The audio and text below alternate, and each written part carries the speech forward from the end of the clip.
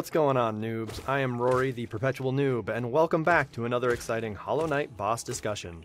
This is the 23rd video in a series where I'll be discussing each boss of Hollow Knight, where we can find them, how we can defeat them, and how does this boss fit into the world of Hollow Knight. Today is another special day because we are talking about the true final boss of Hollow Knight, the very boss that set all events in Hollow Knight into motion, the Radiance. This video is even more special because we are only talking about the last of the three topics today, how the Radiance fits into the world of Hollow Knight. See part 1 for the other two topics.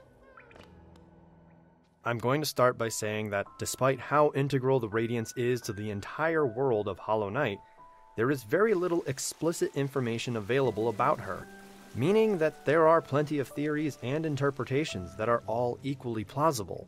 I am going to focus on the theories and interpretations that resonate with me from my research, experience with the game, and discussions with fellow noobs. By no means am I saying that what I think is the only valid interpretation or theory. Down the rabbit hole we go! So let's start at the beginning. And by beginning, I mean the end. Specifically by answering this question. Why are we killing the Radiance? Why is this our true goal as the silent and dashingly handsome protagonist of Hollow Knight? Because the Radiance killed Hallownest. Our two options when we stepped into the ring with the Hollow Knight were take over the Hollow Knight's job, which, in the words of Hornet, would prolong this world's stasis, or we could end Hallownest's suffering by, again in the words of Hornet, strike at the heart of the infection. Since we're here, we chose to do the latter. How did the Radiance kill Hallownest? By being a petty, vengeful jerk, that's how. Which brings us to the beginning of everything, because we can't answer why the Radiance is being a petty, vengeful jerk without looking at how it all started. In the beginning, there was void. Okay, that's too far back. Here we are. In the beginning, there was a kingdom full of bugs doing their own thing. There was the White Lady, the Ent? There was Mr. Mushroom, somewhere. Confessor Gigi and Steel Soul Jin and their mysterious masters were there. There was the Mantis tribe, and there were the denizens of Deep Nest. There was and the Snail Shamans, or at least their ancestors. This ancient kingdom dabbled in the soul arts. No, this kingdom wasn't Boletaria, get out of here Demon's Souls fans, crafting interesting artifacts like soul totems and arcane eggs.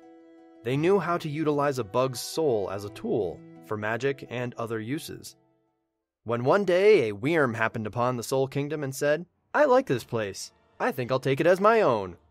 And this Wyrm reincarnated into the shape of a beautiful, radiant, and fuzzy moth. But this poor moth did not yet have the strength to overtake this kingdom of soul-using bugs on her own. So she created her own tribe, a tribe of bugs in her own image, though less radiant and intimidating. She needed bugs that could be amongst the bugs and not cause such a disturbance. And this radiant moth, who we shall now call forever the Radiance, said, "Go unto the bugs and teach them about me. Show them how awesome and wonderful and warm I am." And since this tribe of moths was connected directly to the Radiance through the hive mind that she had created herself, the tribe did as they were commanded. They spread the word of the light to all the bugs of Hallownest, and as more bugs believed in this Radiance, they were connected to her through a ritual that the members of the moth tribe would conduct, in which they delved into the dream realm, found these bugs' minds and memories, and connected them to the Radiance's hive mind, bringing light and warmth to the bugs of the Soul Kingdom. This ritual strengthened the Radiance's connection to the bugs through the dream realm, and this severed the bugs' connections to their souls, making them much more susceptible to her control. The moths got nearly every bug under the Radiance's thrall. They traveled to the Mantis village to proselytize about the Radiance, but the Mantises were a proud tribe. They didn't need external intervention to grant them power, nor did they wish to lose their individuality. They were just fine as they were, so the moths retreated. The moths traveled to the village deep in the heart of Deep Nest, trying to bring light to the darkness that exists at that depth of the world. And the denizens of Deep Nest said, "Turn off that light!" So the moths retreated. This was when the Radiance was a happy and benevolent Wyrm. She left those pockets of Hallownest alone. Or she attempted to violently overtake them, but the mantises were too skilled and the beasts of Deep Nest too strong. And the Radiance didn't know she could yet resurrect bugs, so she didn't want to continue losing followers and therefore power, so she let them be. Everything in the Radiant Kingdom was wonderful. All the bugs were of one mind, connected to the Radiance, whom the bugs were convinced was a god among them. They did whatever she asked. In reality, the Radiance was just a really powerful Wyrm who could perform some impressive magic. She was no god. After some time, another Wyrm happened upon this Radiant Kingdom and thought, I like this place. I think I'll take it as my own. This Wyrm reincarnated into a shape most befitting of this kingdom. A bug of sorts, certainly looking less beautiful and terrifying than the Radiance. But this new Wyrm knew the Radiance was in charge and that the Radiance was much too powerful for him to take on directly. What this new pale Wyrm lacked in strength, he had in beguiling wit and intelligence. He figured out how the Radiant Kingdom worked and why the Radiance was so strong, the hive mind that she created through her connections to the bugs through the dream realm. So the pale Wyrm concocted a plan. He stole away into the dream realm, hidden from the Radiance, and found the Moth tribe. He convinced them that he was the better god. Again, just really cool magic tricks here. He severed their connection to the Radiance's hive mind and told them, hey, forget that old what's-her-name. I'm the new guy, and I'm shiny and oh so powerful. Don't you like that free will I gave you? Tell every other bug about it. The Moth tribe were indeed impressed, for they had never experienced free will before. They did believe that this new Wyrm was indeed a better god than the Radiance, despite the fact that this pale Wyrm had simply reversed what the Radiance had done without the incredible power of creating new life. But hey, the pale Wyrm was a great con man. The Moth tribe turned their backs on the Radiance. They turned their backs so hard that they actually forgot the Radiance entirely. Losing her connection to her very creations wounded the Radiance dearly. This was the pale Wyrm's plan. Weaken the Radiance enough so he could seal her away, hiding her from the bugs of this world so it'd be even easier for them to forget her. Once all of the bugs of this kingdom had forgotten the Radiance, she would either cease to exist or simply never be strong enough to cause the pale Wyrm any trouble ever again, which would result in her staying in the dream realm too long and fading away. Even in a weakened state, the pale Wyrm knew he could not outright kill her, so he came up with this plan instead. He banished the Radiance to the dream realm, for this was his power. The pale Wyrm could travel between the realms and bring other creatures or objects with him. With the Radiance so weak from losing such strong, intimate connections, the pale Wyrm, forever now referred to as the Pale King, brought her to a pocket of the dream realm and left her there. While the Pale King set about to making his own kingdom, which he named Hollow Nest, the Moth tribe set about to proselytizing for the Pale King, using the rituals they once performed to create the Radiance's hive mind to now sever the bugs' connections to the Radiance, still weakening the former god even more. In Hollow Nest, the Pale King created a society, gave the bugs technology, made the stagways, connected Hollow Nest the way the Pale King wanted, not through a hive mind, because he didn't have such a power, but through a social structure. Order. The Pale King, of course, thinks of himself as the best thing since the discovery of fire, so of course he saved all the bugs of Hollow Nest, and since he gave them free will, he's just the greatest, and there was never anything like this ever before. Except there probably was, but no bugs remember it, because every time a new Wyrm takes over, their memories are essentially wiped clean. It was during this time of building that the Pale King found what lay at the bottom of his kingdom. Something the Radiance may or may not have known about. The Abyss. And within the Abyss, the Void. An inky black substance that seemed to be alive. So the king built his palace close to the Abyss, for the Pale King was prescient, and he recognized that this void would be useful to him. Though he would never know how to truly utilize this force of nature. For what does a narcissist see, but only what they want to see? As he set up the kingdom, the king encountered similar social constraints like the Radiance did before him. So he worked out agreements with both the Mantis Village and Deep Nest. He traded with Deep Nest at least at some level, evidenced by the presence of a stag station, and he had a deal with the Mantis Village. They held off the dangerous creatures of Deep Nest, the real beasts, and the king let them maintain autonomy within the kingdom of Hollow Nest. At some point, the king even took a wife, the White Lady, a wise creature who was aware of the king's original form and of the Radiance herself. a creature who most likely was around even before the Radiant Kingdom. The king had 5 great knights: Ogrim, Hegemol, Drya, Yzma, and Zimmer. The king facilitated socioeconomic tiers and the construction of towers and the creation of jobs and order and all sorts of great stuff for all of the bugs of this new kingdom. Everyone was happy. Except the Radiance. She was pissed. The king thought she was trapped, sealed away forever in the Dream Realm.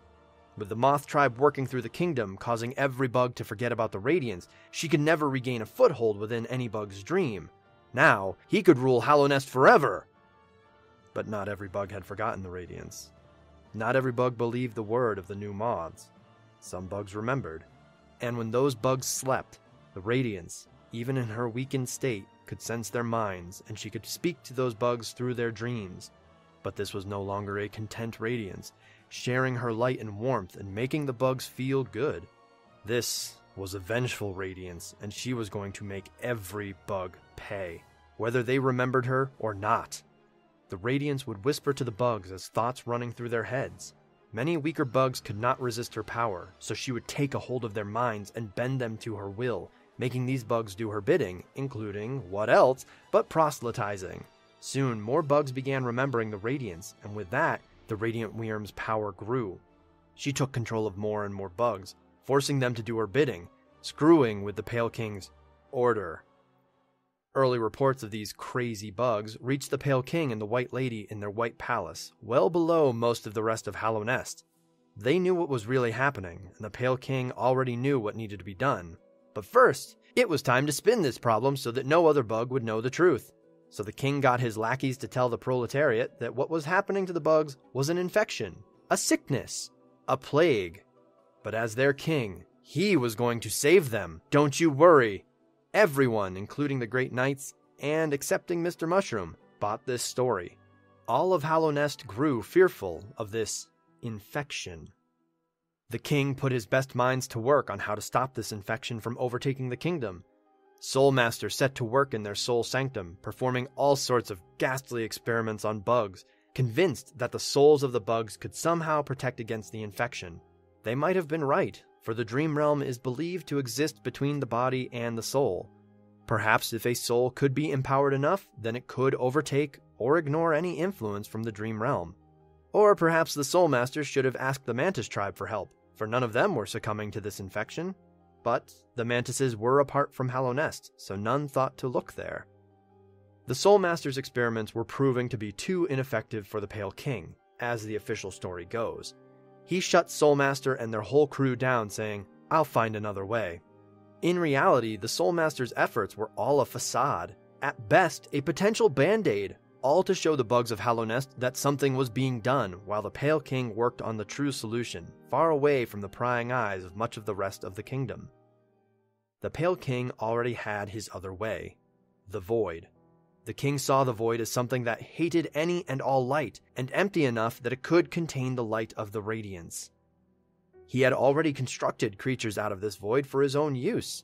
Some of his palace's personal guard were made of the Void. One particular Void creature was seemingly created to preserve the grubs of Hallownest as perhaps a failsafe effort to save the world. I don't know, the collector's weird, okay? But they did love those grubs, and those grubs were safe from the infection in those jars, so the collector was clearly doing something right. Anyway, the king and the queen set about to creating a creature that would be made of the Void that could seal away all light, be truly empty, rather than try to figure out a way for every bug to resist the Radiance's power, which the king never believed would work, but hey, gotta keep up those appearances. He was going to once again attempt to seal away the source of his problems. Now the Radiance would no longer be sealed away in just the Dream Realm, she would be sealed away in the Dream Realm inside a Void. The king and queen create hundreds, perhaps thousands of such constructs using the Void, crazy bug sex, Wyrm magic, and Pale King magic-infused masks crafted by the mask maker in a desperate attempt to find the one creature that would be completely empty, be a pure Void, and be controlled by the king's will. A pure vessel for containing the Radiance's pocket of the Dream Realm. Every vessel that wasn't pure was tossed aside and left for dead, or outright killed. Due to the sheer number of vessels, the king made quick judgment calls on every vessel, and perhaps a mistake was made amongst the crowd. Some vessels were able to escape this fate, though not always for long. Then the king and queen finally succeeded. They had their pure vessel. As the Pale King led this vessel from the abyss, granting it a safe passage that no other vessel received, another lesser, tiny vessel caught up with the pure vessel and got a look from this pure vessel. This tiny, lesser vessel crawled up and out from the sea of corpses at the bottom of the abyss, perhaps tossed aside prematurely, or perhaps a conglomeration of other void corpses that have gained a combined sentience. Either way, this tiny lesser vessel clearly won't matter, so why'd I mention them now? The Pale King and White Lady raised this pure vessel, helped them grow into a big, strong vessel, one worthy of containing the radiance inside of them. They raised them in secret within the White Palace, never showing the bugs of Hallownest what was going on. None beyond the king's personal circle knew of this pure vessel. They would be the second seal placed upon the radiance, believed to be capable of truly containing the radiance and her rage forever. But there was one major flaw. This vessel was never pure. From that moment in the abyss, it was obvious they weren't pure. Worse yet, they were driven further from purity by the relationship they had with the Pale King, and possibly the White Lady. Why the king used this vessel despite these obvious flaws is still a mystery. When it came time for this vessel to perform their duty and have the Pale King put the radiance, in her dream pocket, within them, it was then that the Hollow Knight, the legendary knight, was born. But they were not pure, and thus they were corruptible. No cost too great, the king moved forward and brought the Hollow Knight to the Temple of the Black Egg, and with his Wyrm powers, moved the radiance inside the Hollow Knight and sealed the Hollow Knight inside the temple. Putting the Hollow Knight in the temple was twofold. The temple, created by the Pale King, was another layer of protection against the radiance, and the temple would protect the Hollow Knight from any sort of trouble from the outside world. The king couldn't let his Hollow Knight be damaged. The only thing the bugs ever knew of the Hollow Knight was from a statue and plaque erected in the City of Tears.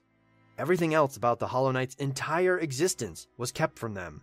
They just knew there was a temple in the crossroads, but they didn't know what it was for. The infection stopped spreading. No new bugs were afflicted. The dead were buried. Things within Hallownest began to return to normal. The king thought he had succeeded.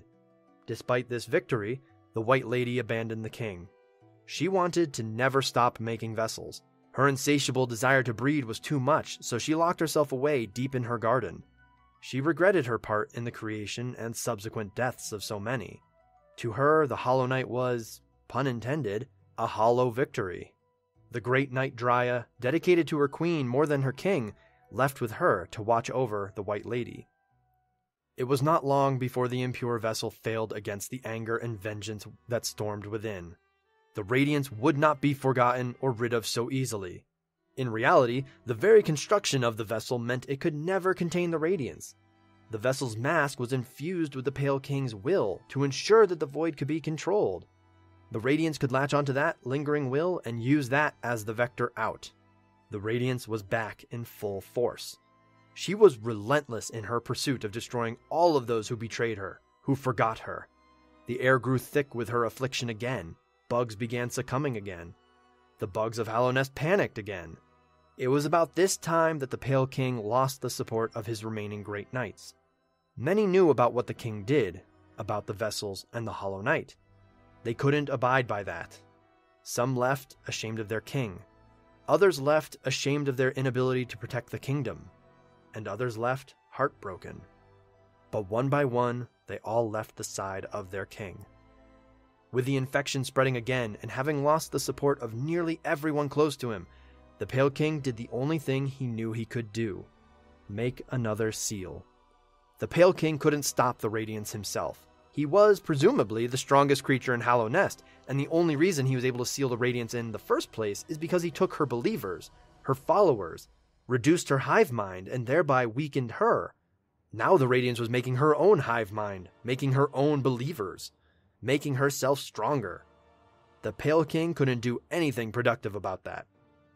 This renewed proliferation of radiance-controlled bugs created two problems. One, the radiance was growing stronger, putting more strain on the Hollow Knight and dismantling everything the Pale King had worked so hard for.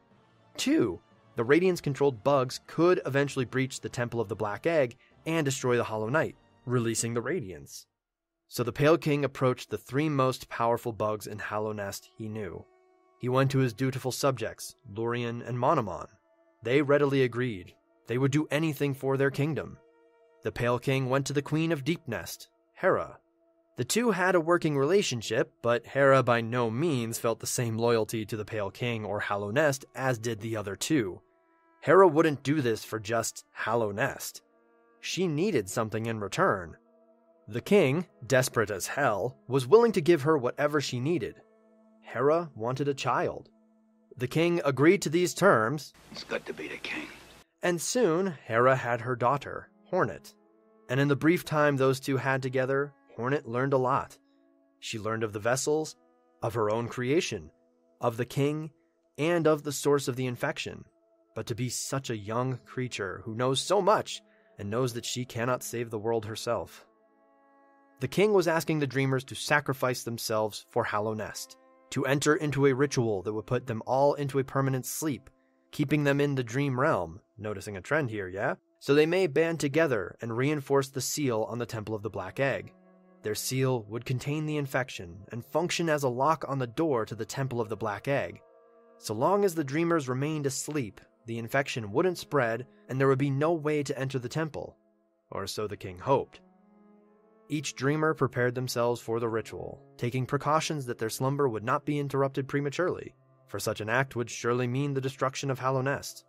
The three dreamers would never wake in the real world again, but they could still observe the real world and affect it at times. Hera could watch her daughter grow, and the dreamers could see that their sacrifice was not in vain, for their seal over the Temple of the Black Egg held. Once again, the infection was contained. Once again, Hallownest began to return to the order the king coveted so. Things were looking good. The Radiance just needed 3 layers to hold her. But, like the Exxon Valdez, that just wasn't enough. Soon, the Radiance forced her influence back into the real world. The Dreamer's seal only slowed the spread of the Radiance's power. Once again, bugs fell to the infection, and then got back up, because that's what the Radiance could do when her power was unleashed. Yes, the Radiance was not just overtaking the living, she was now reanimating the dead. And this is when the king, his options exhausted, sealed up his kingdom of Hallownest and ran away. He constructed doors and walls in a slapdash effort to isolate his failure, his ruined kingdom. He wanted no one to get in and no one to get out, lest the Radiance's influence spread further. He packed up his palace and disappeared, transporting the whole thing to the Dream Realm, leaving the kingdom of Hallownest and all of her remaining citizens to fall to ruin. The Pale King is still at large. So Hallownest fell as nearly every single bug succumbed to the madness of the Radiance's rage or turned into a shambling husk of their previous life. This chaos, this hell, this undeath persisted for years until the kingdom of Hallownest was nothing more than a tragic legend, simply a place for adventurers to seek their fortune.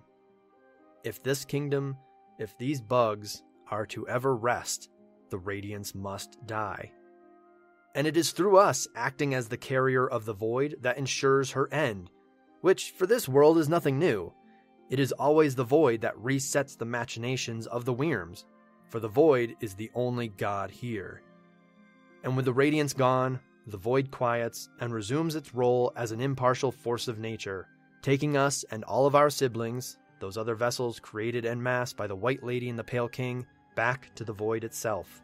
The bugs who were reanimated by the Radiance fall, finally gaining, or regaining, their eternal sleep. The bugs who were under her control are left alive, unsure of where they've been and what they've been doing. Hornet is left alone in the temple to continue doing her best to protect the kingdom. The Mantis tribe shrugged, for they were not concerned by the Radiance, so they didn't notice when she was gone. The remaining lucid bugs feel the sickly, heavy air lift and disappear. Relief has fallen over the kingdom. The age comes to an end, and Mr. Mushroom speeds off to another land, ready to usher in another new age. That's it for our boss discussion about the Radiance. Thank you for joining me today, noobs. Stay tuned for future Hollow Knight boss videos. If you have any thoughts about the Radiance, preferably about her as a part of the world of Hollow Knight, I'd love to hear them in the comments below. I am the Perpetual Noob, and I'll see you all next time.